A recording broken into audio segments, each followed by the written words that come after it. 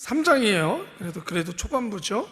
우리가 1장이 주일날 시작을 해서 간단하게 여러분 역대상을 이렇게 읽어 나가시면서 어떻게 읽으면 좋을까라는 생각을 가지실 텐데 몇 가지만, 딱 두 가지만 이야기를 해보겠습니다. 그리고 앞으로도 그렇고요. 저랑도 오늘 3장을 나누겠지만 어제도 족보 열심히 읽으셨죠? 그래서 왜 어떤 생각을 가지고 우리가 이번 역대상을 묵상을 할까? 이제 학자들의 이야기 한번 이야기하시며 말씀을 드리면, 우선은 역대상 하는 시기가 언제 쓰여졌을까 했을 때, 우리가 앞에 역사를 나눌 때 이야기했던 열왕기상하 끝나고 역대기가 끝나고 순서가 느헤미야, 에스라 이렇게 되죠. 그죠? 에스라, 느헤미야 이렇게 돼요. 보통 이걸 역사라고 얘기하는데 엄밀히 얘기하면, 순서적으로 얘기하면 역대기가 에스라, 느헤미야보다 조금 더 늦게, 더 뒤에 기록된 말씀입니다. 그러니까 순서적으로 에스라, 느헤미야보다 좀 더 뒤에 그렇게 기록되어진 거고요. 그러면 이 말씀의 가장 중요한 건 열왕기상하도 있고 똑같이 이스라엘의 역사를 기록하는데, 그러면 역대기는 2번 기록한 건가? 이스라엘의 역사를 약간은 좀 달라요.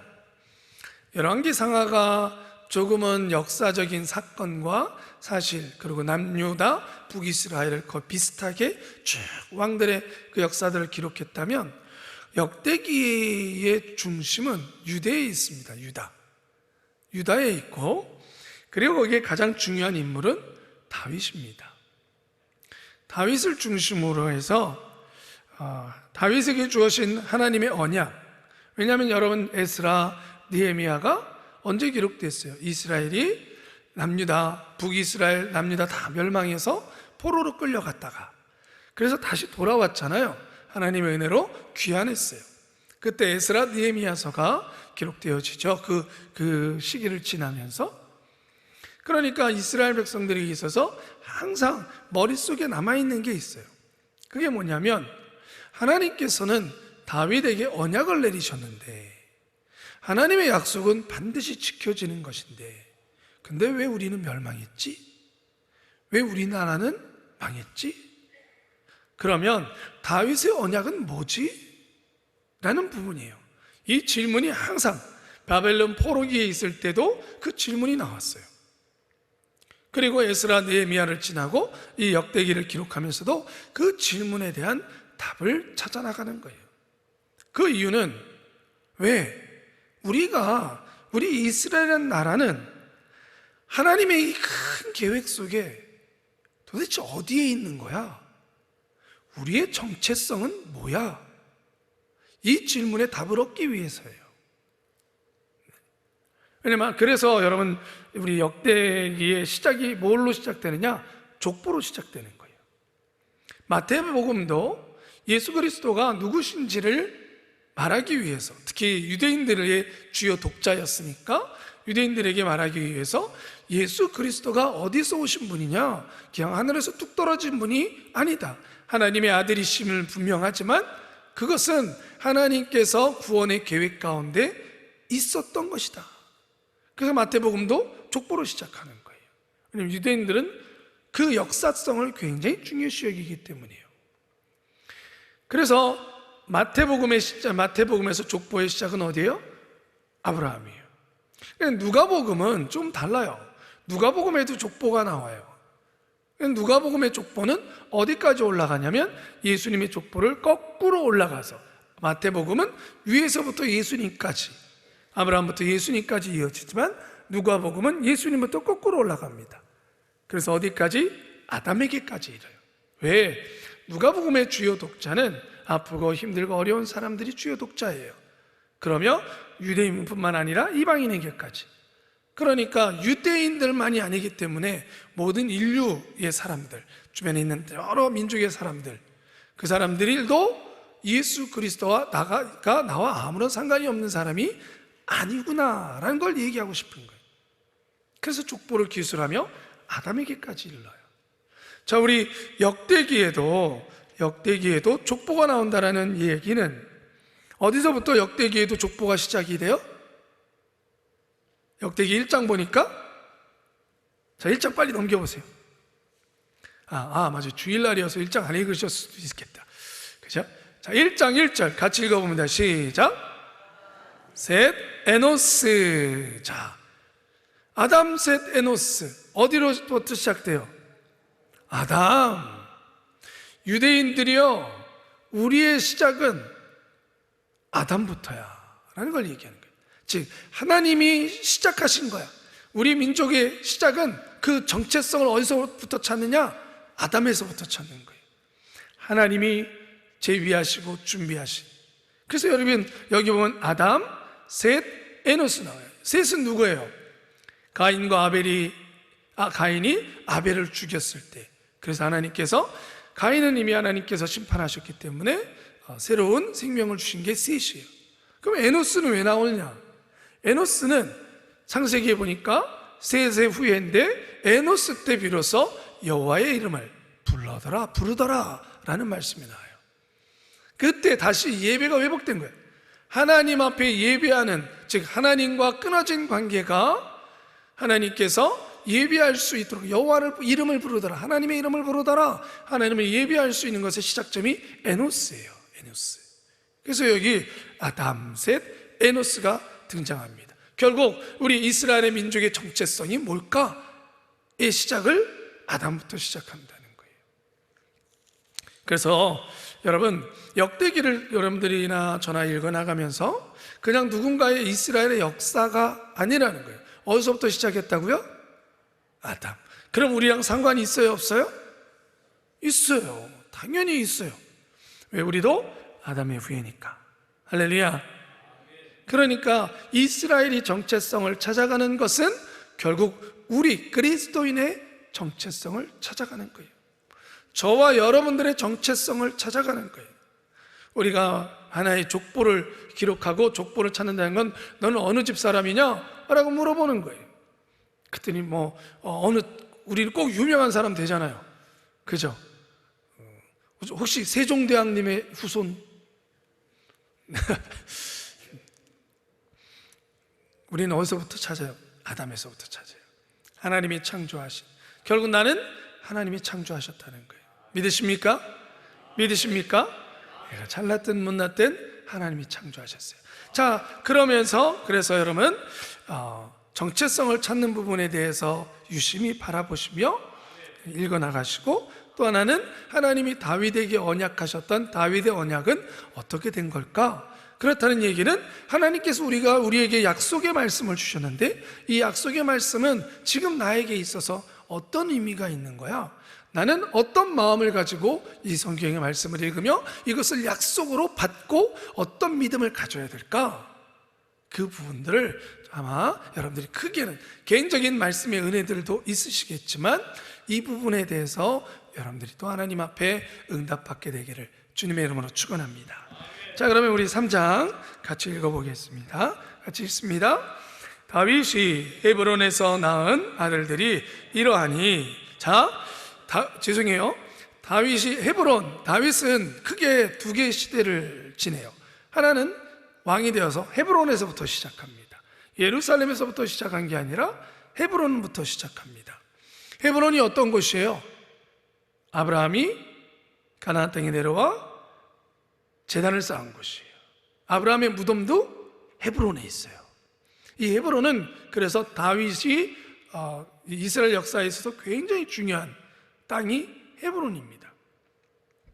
그래서 다윗의 첫 번째 왕정 시기는 헤브론에서 시작하고 그 다음에 예루살렘으로 옮겨지지요. 오늘 말씀에 그 부분이 나올 거예요. 다시 한번 읽겠습니다. 다윗이 헤브론에서 낳은 아들들이 이러하니, 맏아들은 암논이라, 이스라엘 여인 아히노함의 소생이요, 둘째는 다니엘이라, 갈멜 여인 아비가일의 소생이요, 셋째는 압살롬이라, 그는 구슬왕 달메의 딸 마아가의 아들이요, 넷째는 아도니아라, 학깃의 아들이요, 다섯째는 스바다라라, 아비달의 소상이요, 여섯째는 이드르리엠이라, 다윗의 아내 에글라의 소산이니 이 여섯은 다윗이 헤브론에서 낳은 자라. 다윗이 거기서 7년 6개월을 치리하였고 또 예루살렘에서 33년을 치리하였으며 예루살렘에서 낳은 아들들은 이러하니 시므아와 소밥과 나단과 솔로몬 네 사람은 다암미엘의 딸 바수아의 소생이요 또 아팔과 엘리사마와 엘리벨렉과 누가와 네벡과 아비야와 엘리사마와 엘리아다와 엘리벨렛 9사람은 다 다윗의 아들이요 저희의 누이는 다말이며 이외에 또 첩의 아들들이 있었더라. 잠깐만요. 성이 없지 않습니까? 성? 저는 엄기홍인데 여기 이 사람들은 다 이름이 달라요. 성이 뭘까요? 농담입니다. 굉장히 심각하게 받아들이시는 것 같아서 족보가 나오길래 졸려하실까봐. 그 다음에 10절입니다. 시작. 솔로몬의 아들은 르호보암이요 그 아들은 아비야요 그 아들은 아사요 그 아들은 여호사밧이요 그 아들은 요람이요 그 아들은 아하시야요 그 아들은 요아스요 그 아들은 아마사요 그 아들은 아사랴요 그 아들은 요담이요 그 아들은 아하스요 그 아들은 이스기야요 그 아들은 므낫세요 그 아들은 아몬이요 그 아들은 요시야며 요시의 아들들은 맏아들 요하난과 둘째 여호야김과 셋째 시드기야와 넷째 살룸이요 여호야김의 아들들은 그 아들 여고냐와 그 아들 시드기야요 사라잡혀간 여고냐의 아들들은 그 아들 스알디엘과 말기암과 부다야와 세낫살과 여가마야와 호사마와 느다비야요 부다야의 아들들은 스룹바벨과 시므이요 스룹바벨의 아들은 무슬람과 하나냐와 금메제와 슬로미시과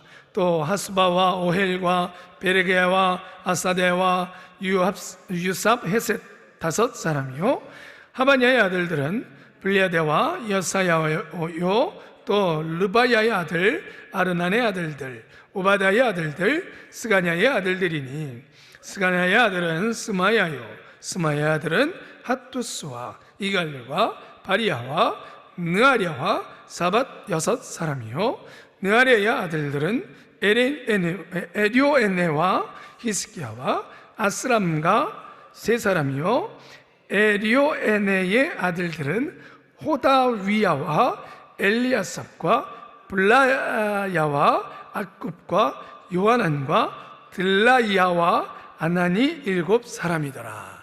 아멘. 수요 예배 때 역대상이 돌아오면 큰일 났습니다. 저는 예배 때 말씀을 읽어야 되는데 이 이름들을 어떻게 마사지를 하고 잘 읽으셨습니다. 자, 우리 수많은 사람들의 이름이 나오는데요, 교재 보겠습니다. 중단되지 않는 구속사역 역대상 3장 4절 같이 읽습니다. 이 6은 다윗이 헤브론에서 낳은 자라. 다윗이 거기서 7년 6개월을 치리하였고 또 예루살렘에서 33년을 치리하였으며, 본장에서는 유다 지파의 후손인 이새의 아들 다윗과 솔로몬 그리고 그들 뒤에 이어 바벨론 포로 귀환 후 다윗 왕국의 복원에 힘을 쏟았던 스룹바벨을 중심으로 한 계보가 소개되고 있다. 이들은 모두 하나님 통치하시는 신정왕국 건설에 큰 공헌을 했다. 꼭 그렇지만은 않죠.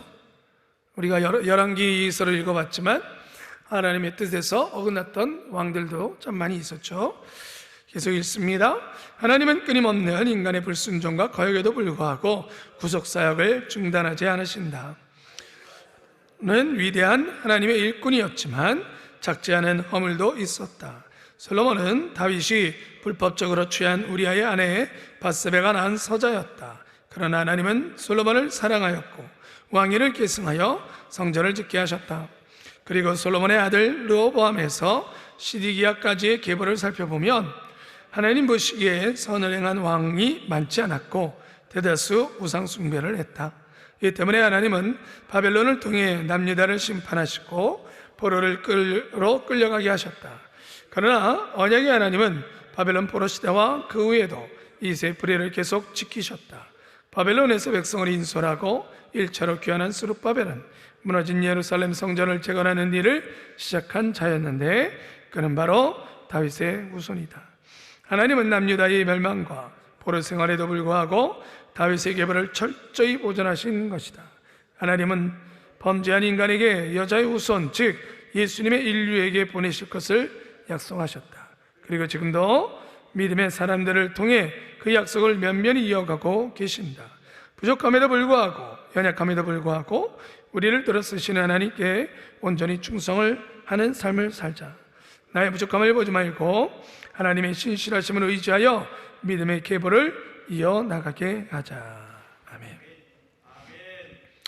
여러분, 결국 역대기를 읽는데 여러분, 우리가 좀 아까도 얘기했지만 다윗의 시대, 이스라엘 백성들에게 있어서 구약하면 한 명은 모세입니다.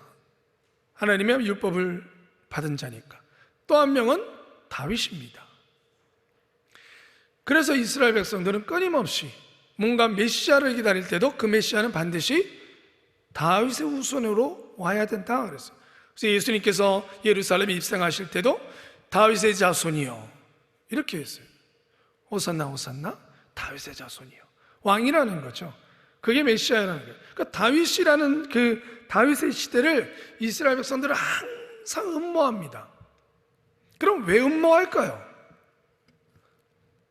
번성기여서 최고로 나라가 강했고 최고로 잘 살았고 잘 먹었고 모든 것이 다 풍족하고 그래서 다윗의 시대를 흠모하는 것일까요?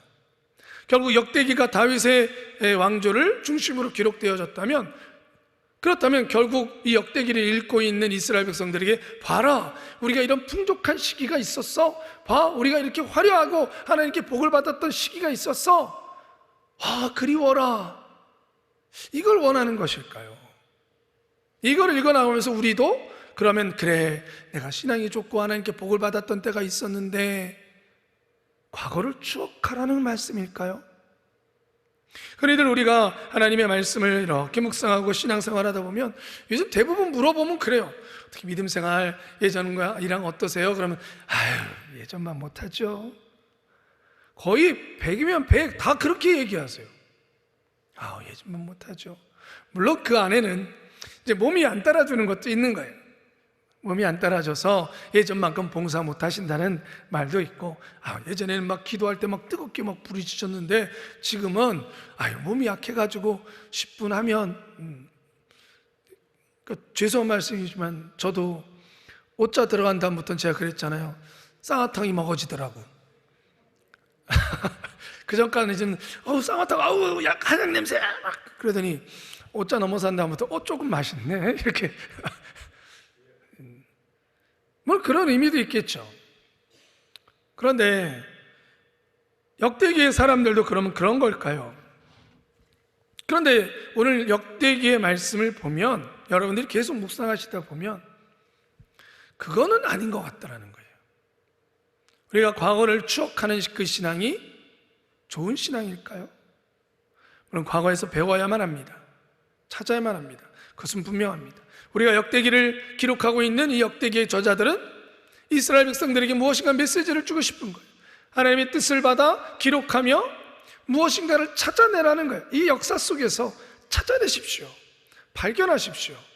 그러면 화려했던 그런 옛날 이야기가 좋다라는 것이 아니라는 거예요. 우리가 흔히 과거를 추억하다 보면 지금의 현실에 실망해요.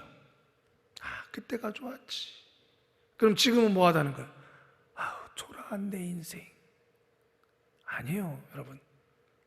하나님께서 우리에게 과거를 생각나게 하시고 돌아보게 하실 때는, 그러니 너는 아유, 지금 너의 모습 좀 봐봐, 이게 아니라는 거예요. 그게 아니라는 거예요. 오히려 그 속에서 찾아야 될 것이 무엇인가를 발견하면 소망이 생기는 것이죠. 아멘이십니까? 우리가 과거를, 이 구약의 말씀도 마찬가지예요. 역대기의 큰 목적도 발견하여 소망을 가지라는 거예요. 왜? 하나님은 어제나 오늘이나 영원토록 변함없으시니까. 할렐루야. 변함없으시니까. 네. 우리가 그 하나님이 우리에게 베푸신 은혜는 변함이 없으니까. 다윗을 보세요. 오늘 말씀에도 슬쩍 재미있는 표현이 나옵니다. 5절 볼까요? 예루살렘에서 낳은 아들들은 이러하니, 예루살렘으로 와서 낳은 아들이에요. 시므아와 소박과 나단과 솔로몬 네 사람은 다미엘의 딸 바수아의 소생이요. 여러분, 이 바수아가 누군지 아십니까? 밧세바입니다. 밧세바. 그런데 우리 그 열왕기에서는 밧세바를 어떻게 불러요? 우리아의 아내, 이렇게 불러요. 우리아의 아내. 다윗이 간음했다는 걸 드러내요. 그런데 이 역대기에서는요, 싹 가려요. 그냥 암미아의 딸 밧수아 이렇게 얘기해요. 그러니까 철저하게 어떻게 보자면 이 다윗의 부끄러운 모습을 가려줍니다. 살짝 덮어줍니다. 그러면 미리 이걸 숨기려고 이미 다 아는 거예요. 그러나 발견해야 될 것은 다윗 나빴어가 아니라, 하나님이 이 역대기를 통해서 발견할 것은 죄를 드러내서 그 죄를 찝고자 하는 것이 아니라, 그 속에서 다윗은 연약하였으나 다윗은 그럼에도 불구하고 하나님께 은혜를 받았던 이유가 뭘까예요. 다윗은 부족했으나, 그리고 여기 역대기에 나오는 왕들은 부족했으나, 그럼에도 하나님께서 주신 은혜는 뭘까? 왜 지금 여기까지 우리가 오게 되어졌을까? 여러분 생각해 보십시오. 앞에 헤브론에서 낳은 아들들을 한번 바라보세요. 1절에 보니까 아들들이 이러하니 암논, 이스라엘의 여인 아히노암의 소생이요, 다니엘, 또 압살롬, 아도니아, 다 기라성 같은 사람들입니다. 그런데 이 헤브론에서 낳은 아들들은 다 잘생기고 뛰어난 사람들이었어요. 다윗의 직계 후손이에요. 근데 이 아이들들이 어떤 일이 있었습니까? 열왕기서에 보니까 다 자기들이 왕이 되려고 그랬어요. 이 압살롬도 아버지 죽이고 자기가 왕이 되려고 그랬고, 다윗 왕이 죽고 나니까 아도니아도 자기가 왕이 되겠다 그러면서 아버지의 첩이었던 여인을 나한테 주십시오. 그러다 결국은 죽임을 당해요. 스스로는 뛰어났을지 모르지만 그들의 인생은 너무나 불쌍한 인생들을 살아요. 오히려 다윗이 부끄러워질 정도의 자녀들이었어요. 그런데 성경에서 다윗의 이런 연약함을 가리는 것 같으나 역대기는 오히려 다윗의 또 다른 하나의 모습을 보여줍니다. 그게 뭐냐면, 오늘 이 족보에 나오는 사람 중에 이런 이름이 나와요. 아까 우리가 읽었던 말씀에 헤브론에서 낳은 자녀들 중에 다섯째는 여기에 보면 압살롬이라, 죄송합니다. 5절이에요. 예루살렘에서 낳은 아들들이 이러하니 시므아와 소박과 나단과 솔로몬 네 사람은, 여기서 누가 등장해요? 나단.